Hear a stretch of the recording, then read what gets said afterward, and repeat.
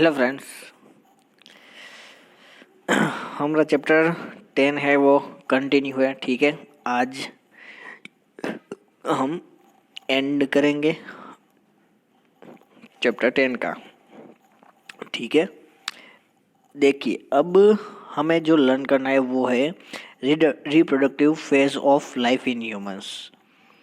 सो हमारे बॉडी में जो भी उसका फेज है लाइफ में, यानी हमें एज है वो लर्न करनी है। तो अब यहाँ पे it is the most time भी क्वेश्चन है, adolescents becomes capable of reproduction when their testes and ovaries begin to reproduce gametes. The capacity for maturation and production of gametes lasts for a much longer time in males and females. So यहाँ पे जो testis है और ovaries है, ठीक है, उसका production है वो स्टार्ट हो जाता है और फिर उसका जो प्रोडक्शन है वो इंक्रीज होते जा रहा है। अब यहाँ पे फीमेल में क्या होता है वो हमें अच्छे से देखना है। फीमेल में रिप्रोडक्टिव फेज है वो स्टार्ट होता है 10 to 12 ईयर्स से स्टार्ट होता है और कहाँ तक चलता है, तो 45 to 50 ईयर्स तक वो चलता रहता है। ठीक है, the ova begin to mature with the onset of puberty, तो वो ये चलता ही जाता है। ठीक है, और one ovum matures and is released by one of the ovaries once in 28 to 30 days। अब क्या होता है कि जो फीमेल में एक मंथ होता है, ठीक है, 28 to 30 days, तो उसमें एक जो ओवम है वो रिलीज होता है। ठीक है, और फिर क्या होता है कि during this period the wall of uterus becomes thick so as to receive the egg। अब क्या होता है कि वहाँ पे एग है वो मुक्त हो जाता है। ठीक है, और उसके बाद जो यूट्रस की दीवार है, ठीक है, सो वो थिक हो जाती है और वहाँ पे एग है वो फर्टिलाइज हो जाता है और वहाँ पे वो डेवलप होना शुरू कर देता है। फिर उसका जो रिजल्ट है वो प्रेगनेंसी में दिखाया जाता है। If fertilization does not occur, अब मान लीजिए कि वहाँ पे फर्टिलाइजेशन नहीं हो रहा है, ठीक है, तो the released egg and the thickened lining of the uterus along with the blood vessel are shed off। अब क्या होता है कि जो वेसल्स होती है, अगर फर्टिलाइजर नहीं होता है, ठीक है, तो क्या होता है, जो ब्लड वेसल्स होती है वो वहाँ से ब्रेक होने लगती है। यानी ब्रेक होने लगती है तो वहाँ से ब्लड का जो फ्लो है वो बाहर निकलता है और ब्लड का फ्लो जो बाहर निकलता है उसको बोलते हैं मेसेंट्रेशन। ठीक है, आपको ये 4 मार्क्स में क्वेश्चन आपको लिखना पड़ेगा कि इन गर्ल्स मेसेंट्रेशन एक्सप्लेन कीजिए। Menstruation occurs once in about 28 to 30 days. The first menstrual flow begins at puberty and termed menorrhagia। जो यहाँ पे जो उसका स्टार्ट है वो पुबर्टी से होता है, तो ये जो पार्ट है उसको क्या बोलते हैं, मेनोरेक बोलते हैं। ठीक है, और अब मान लीजिए कि वो 40 to 50 ईयर्स के बाद वो स्टॉप हो जाता है। ठीक है, तो उसको बोलते हैं मेनोपॉज। ये आपको अच्छे से याद रखना है कि मेनोपॉज है वो किसे कहते हैं, क्योंकि जो मेंस्ट्रुएशन है वो स्टॉप हो जाता है 45 to 50 ईयर्स के बाद। ठीक है, तो वो वाला जो पोर्शन, वो वाली जो साइकिल है उसको मेनोपॉज कहते हैं। ओके, अब यहाँ पे क्या कहा गया है कि मेंस्ट्रुएशन साइकिल है, ठीक है, उसमें जो कंट्रोल होता है वो हार्मोन्स के थ्रू कंट्रोल होता है। हार्मोन्स अच्छे होने चाहिए, यानी ज़्यादा भी नहीं और कम भी नहीं। The cycle includes the maturation of the egg, its release, thickening of uterine wall and its break down if pregnancy does not occur, जो मैंने आपको कहा वही, ठीक है, कि यूट्रस की जो दीवार है वो ठीक हो जाती है, ठीक है। और फिर अगर फर्टिलाइजेशन नहीं होता है तो क्या होता है कि जो वेसल्स है वो ब्रेक डाउन हो जाती है और उसमें से ब्लड है वो बाहर निकलता है। ओके, तो यही सब कहा गया है। अब यहाँ पे है एक्सरसाइज 10.6। अब यहाँ पे 10.6 में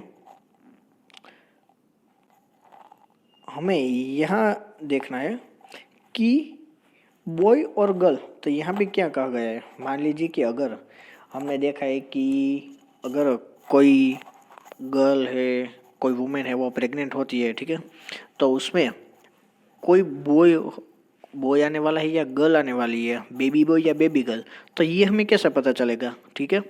तो वो हमें देखना है कि कैसे होता है। अब यहाँ पे सबसे पहले क्या होता है कि जो एग और जाइगोट होते हैं, ठीक है, सबसे पहले instruction for determining the sex of the baby, this instruction is present in the thread like structures called chromosomes. अब उसमें सबसे पहले क्रोमोसोम्स है वो प्रेजेंट होते हैं, सबसे पहले क्रोमोसोम प्रेजेंट होते हैं, और फिर जो chromosomes are present inside the nucleus of every cell, एक एक सेल में न्यूक्लियस में क्रोमोसोम है वो प्रेजेंट होते हैं। आपको यहाँ पे याद रखना है कि ह्यूमन की जो पेयर है वो 23 पेयर ऑफ क्रोमोसोम्स होती है। कितनी? 23 pair. 2 chromosomes out of this and sex hormones named X and Y.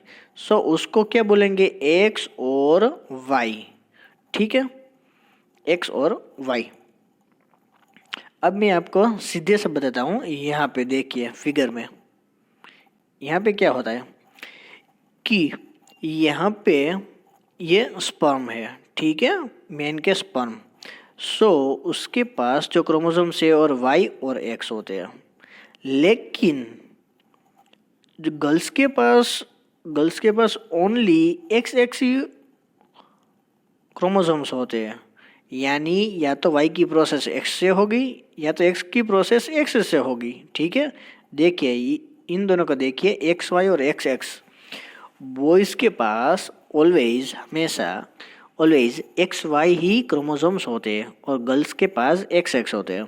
तो क्या होता है कि बॉय के पास जो एक्स वाई होते हैं वो पहले एक्स के साथ करेंगे, फिर ये वाई है एक्स के साथ प्रोसेस करेंगे।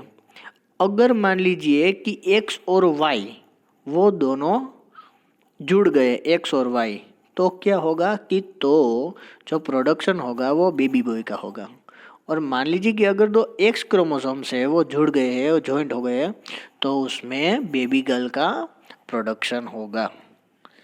सो इसलिए हमें ये अच्छे से याद रखना है कि इसमें जो भी डिपेंड होता है वो क्रोमोसोम्स में होता है, और जो गर्ल्स की जो क्रोमोसोम्स है वो एक्स एक्स वो फिक्स होते हैं, बॉयज़ में एक्स और वाई दोनों होते हैं, ठीक है।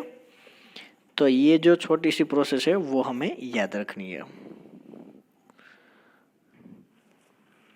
अब यहाँ पे hormones other than sex hormones, so उसके सिवा भी कई हॉर्मोन्स होते हैं जो हमारे बॉडी के लिए काफ़ी ज़रूरी है। सबसे पहले देखिए यहाँ पे फिगर में, देखिए यहाँ पे जो सेंटर में है वो है पिट्यूटरी ग्लैंड, मैंने आपको बताया था अभी। फिर यहाँ पे गर्दन के पास होते हैं थायराइड, फिर इसको बोलते हैं एड्रिनल ग्लैंड, फिर यहाँ पे इसको बोलते हैं पेंक्रीज, यहाँ पे है ओवरी की पोजीशन है, और यहाँ पे है टेस्टिस, ठीक है। सो ये सभी हमारी बॉडी में काफ़ी ज़रूरी होते हैं। सो यहाँ पे बुज़ों को यहाँ पे पता चला कि जो एक डिसीज़ होता है, ठीक है,